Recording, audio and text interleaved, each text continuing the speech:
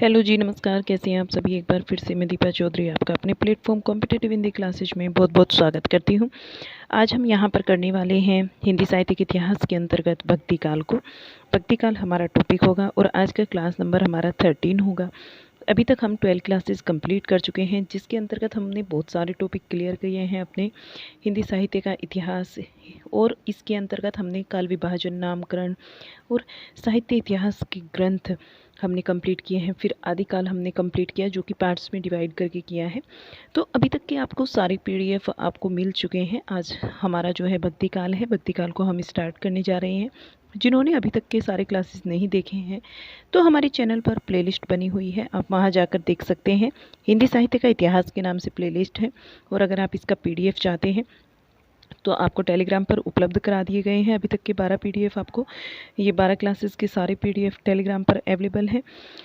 जो हमारे साथ में आप अगर नोट्स बनाना चाहते हैं तो अपने नोट्स भी बना सकते हैं। ये जहाँ भी आपसे साहित्य पूछा जाएगा वो ये क्लास काम करने वाली है। तो चलिएगा क्लास को स्टार्ट करते हैं।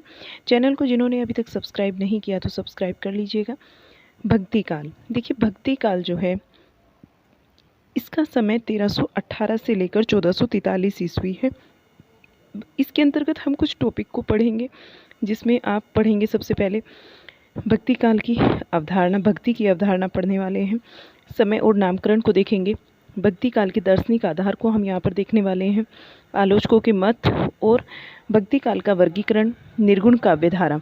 निर्गुण काव्यधारा में देखिएगा आप 2 काव्यधाराएं पढ़ेंगे, जिसमें आती हैं आपकी संत काव्यधारा, जिसको आपने ज्ञानाश्रय के नाम से भी जानना है कि ज्ञानाश्रय जो शाखा है इसे हम संत काव्यधारा के नाम से जानते हैं। और इसमें हम प्रमुख रचनाएं और रचनाकारों को देखेंगे। इसके बाद आता है प्रेमाश्रय शाखा, जिसे सूफी काव्यधारा के नाम से भी जानते हैं। इसे भी हम इसमें प्रमुख रचनाएं व रचनाकार को देखेंगे। इसके बाद आती है सगुण काव्यधारा। सगुण काव्यधारा में राम भक्ति काव्यधारा और कृष्ण भक्ति काव्यधारा, इन दोनों की ही हम प्रमुख रचनाएं और रचनाकार को यहाँ देखेंगे। तो इतने सारे टॉपिक्स जो हैं हम यहाँ पर पढ़ेंगे। ये सारे टॉपिक्स हमें करने हैं भक्ति काल के। तो चलिएगा स्टार्ट करते हैं अपनी क्लास को। भक्ति की अवधारणा। सबसे पहले हमारा जो टॉपिक होगा वो होगा भक्ति की अवधारणा। देखिए, भक्ति धर्म का रसात्मक रूप है। आचार्य रामचंद्र शुक्ल का ये कथन है। धर्म के भीतर ईश्वर को प्राप्त करने के 4 मार्ग हैं। एक ज्ञान, दूसरा कर्म। कर्म में आपका जैसे विधि, विधान, आडंबर, ये सारी चीज़ें आती हैं। योग मार्ग, भक्ति मार्ग।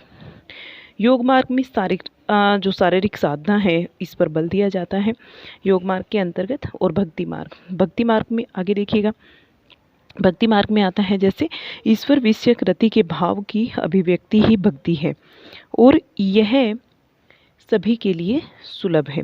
तो ये सारे यहाँ बातें हो जाती हैं। नेक्स्ट पॉइंट है, गीता के 18 अध्याय में भक्ति की चर्चा की गई है। कौन से 18 अध्याय हैं? 18 अध्यायों में करी गई है। जो प्रथम अध्याय है इसमें 6 श्लोक पर, और द्वितीय अध्याय में भी 6 श्लोक, और आपका अंतिम अध्याय में 6 श्लोक। तो ये जो गीता में 18 अध्याय हैं उनमें ये अध्याय हैं जहाँ पर भक्ति की चर्चा की गई है। आगे देखिएगा, भक्ति शब्द की उत्पत्ति। मेनियार विलियम के अनुसार भक्ति शब्द के संस्कृत के भज धातु से बना है। भक्ति जो शब्द है ये संस्कृत की भज धातु से बना हुआ है। भज का अर्थ होता है भाग लेना, यानी ईश्वर के, भगवान के ऐश्वर्य में भाग देना। ये क्या होता है, जो भगवान का ऐश्वर्य है उसमें भाग लेने को ही हम क्या बोलते हैं, भज बोलते हैं। और उसी से भक्ति जो है वो शब्द उत्पन्न होता है। नेक्स्ट पॉइंट, भक्ति का सर्वप्रथम उल्लेख श्वेता श्वेतेश्वर उपनिषद में मिलता है। श्वेता श्वेतेश्वर उपनिषद, यहाँ पर सबसे पहले उल्लेख हुआ है भक्ति का। भक्ति का सर्वाधिक प्रयोग पुराणों में किया गया है और प्रथम भक्त नारद को माना जाता है। तो ये मोटी मोटी सी बातें आपकी क्लियर हो जाती हैं भक्ति को लेकर। आगे देखिए, भक्ति की उत्पत्ति का मूल स्रोत दक्षिण भारत है। डॉक्टर सत्येंद्र के अनुसार एक यहाँ पर दोहा लिया गया है। देखिएगा कुछ पंक्तियाँ हैं। भक्ति द्रविड़ उपजी लाए रामानंद, प्रकट किया कबीर ने 7 दीप नौखंड। ये किसने कहा है? डॉक्टर सत्येंद्र के अनुसार। आगे, दक्षिण भारत में भक्त कवियों की 2 शाखाएं हैं। एक आलवर भक्त है और दूसरा नैनार भक्त है। तो इन दोनों के विषय में बताया गया है। जैसे जो आल्वर भक्त हैं ये विष्णु के भक्त थे और इन्हें वैष्णव भी कहते थे। इनकी संख्या 12 थी। ये 9वीं शताब्दी के हैं। इनके पदों का संकलन जो है वो दिव्य प्रबंध में मिलता है। दिव्य प्रबंध के संकलनकर्ता नाथ मुनि हैं। इस ग्रंथ में 4000 पद हैं। इस ग्रंथ में 4000 पद हैं। भाषा इसकी तमिल है।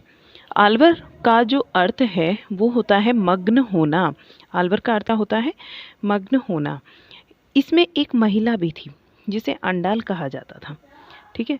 और इन्हें दक्षिण की मीरा यानी अंडाल भी कहा जाता था। दक्षिण की मीरा के नाम से किसको जाना जाता था? अंडाल को ही जाना जाता था। प्रथम आल्वार भक्त मोयंग है। अंतिम आल्वार भक्त प्रकाल है। अंतिम जो आल्वार भक्त हुए हैं उनका नाम प्रकाल है और प्रथम आल्वार भक्त है मोयंग। तो ये भी ध्यान में रखेंगे। नैनार भक्त को देख लेते हैं। नैनार जो भक्त हैं इसका अर्थ होता है नैनार का समर्पित होना।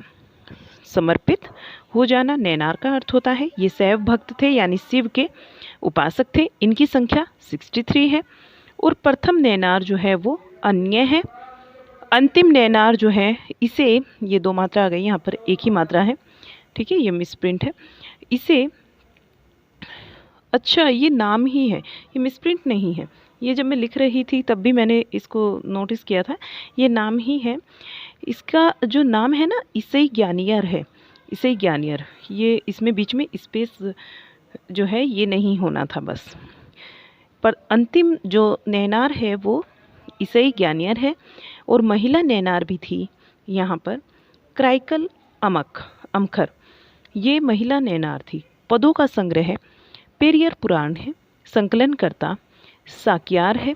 उत्तर भारत में लाने का श्रेय रामानंद को है। उत्तर भारत में भक्ति को लाने का श्रेय किसको दिया जाता है? रामानंद जी को दिया जाता है। और दक्षिण भारत में आपने ऊपर पढ़ा ही है रामानुजाचार्य। देखिए, भक्ति आंदोलन के उदय के समय दिल्ली का सुल्तान कौन था? मोहम्मद बिन तुगलक था। ये भी बात ध्यान में रखेंगे। जब भक्ति आंदोलन का उदय हो रहा था तो दिल्ली में सुल्तान कौन था उस समय? मोहम्मद बिन तुगलक, तुगलक वंश था। अच्छा, आगे देखते हैं। आप मेरे साथ में भी नोट्स बना सकते हैं अगर थोड़ी भी स्पीड आपको ज़्यादा लगे, हालांकि ज़्यादा नहीं है, तो आप क्या करेंगे, स्लो करके स्पीड को नोट्स बना सकते हैं, अपने सेल्फ नोट्स। और अगर आप कहीं जॉब वगैरह करते हैं, आपके पास में समय नहीं है, तो फिर आप हमारे नोट्स को देख सकते हैं। इसमें कुछ भी चीज़ आपके लिए एक्स्ट्रा नहीं रखी गई है, सारी चीज़ें बहुत ही सटीक हैं। और ये नोट्स आपको मैं टेलीग्राम चैनल पर अवेलेबल करा दूँगी, वहाँ से आप देख सकते हैं इनको। यहाँ पर 2 से 3 बार क्लास को देख लीजिए, फिर भी PDF को पढ़ लीजिएगा तो आपका क्लियर होता चला जाएगा। देखिए, भक्ति काल की समय सीमा आचार्य रामचंद्र शुक्ल के अनुसार संवत 1375, विक्रम संवत 1375 से 1700, या फिर आप ईस्वी में देखिए 1318 ईस्वी से लेकर 1643 ईस्वी, और ये सर्वमान्य मत भी है, ठीक है। भक्ति काल का समय माना गया है। अगर आप विक्रम संवत में देखते हैं 1375 से 1700, ईस्वी में देखते हैं 1318 से 1643, 57 वर्ष माइनस कर देते हैं तो वो निकल के आ जाता है। अगर विक्रम संवत है तो ईस्वी में पूछा जा रहा है तो आपको विक्रम संवत में याद है तो आप क्या करेंगे, -57 वर्ष को विक्रम संवत से कर देते हैं माइनस, तो जो भी आएगा वो आपका ईस्वी में आ जाएगा। और ईस्वी में अगर आपके याद है विक्रम संवत में पूछा जा रहा है तो फिर आप इसको प्लस कर दीजिएगा। आगे देखिए, नामकरण भक्ति काल के अन्य नाम। आप इसको नामकरण से भी जान सकते हैं या फिर भक्ति काल के अन्य नामों से भी जानते हैं। देखिए, भक्ति काल या पूर्व मध्य काल, ये नाम आचार्य रामचंद्र शुक्ल जी ने दिया है। हिंदी साहित्य का स्वर्ण काल की बात करें तो जॉर्ज गियर्सन ने बोला है। हिंदी साहित्य का स्वर्ण युग, स्वर्ण काल तो कहा है जॉर्ज गियर्सन ने, और स्वर्ण युग की अगर बात करते हैं तो स्वर्ण युग कहा है श्याम सुंदर दास जी ने। एक नई दुनिया, एक नई दुनिया किसने कहा? आचार्य हजारी प्रसाद द्विवेदी जी ने। कलात्मक उत्कर्ष का काल, ये कहा है पृथ्वीनाथ कमलकुल श्रेष्ठ ने। पृथ्वीनाथ कमलकुल श्रेष्ठ ने। और लोक जागरण काल, ये कहा है रामविलास शर्मा जी ने। भक्ति आंदोलन को लोक जागरण काल किसने कहा? भक्ति आंदोलन की बात हो रही है, भक्ति काल को लोक जागरण काल कहा है रामविलास शर्मा ने, और भक्ति आंदोलन को लोक जागरण कहा है हजारी प्रसाद द्विवेदी जी ने। तो सारे ही पॉइंट्स छोटी छोटी सी, मतलब इसमें कुछ में डाउट हो जाएगा आपको, तो उसे गलत मत करना। ध्यान रखना कि क्या बताया है। काल की बात आई तो जॉर्ज गियर्सन, स्वर्ण युग की बात आती है तो श्याम सुंदर दास, लोक जागरण काल की बात आती है रामविलास शर्मा, भक्ति आंदोलन को अगर लोक जागरण की बात आए तो कहा है हजारी प्रसाद द्विवेदी ने। तो ये बहुत ही ज़्यादा इम्पोर्टेंट है, ध्यान रखेंगे इसको। आगे जो इसमें टॉपिक आएंगे वो हम कल वाले क्लास में करेंगे। तो कैसा आपको क्लास लगा ज़रूर बताइएगा। चैनल को अभी तक सब्सक्राइब नहीं किया तो सब्सक्राइब कर लीजिए। मिलते हैं आपसे एक और नई क्लास में, तब तक के लिए खुश रहिएगा, स्वस्थ रहिएगा।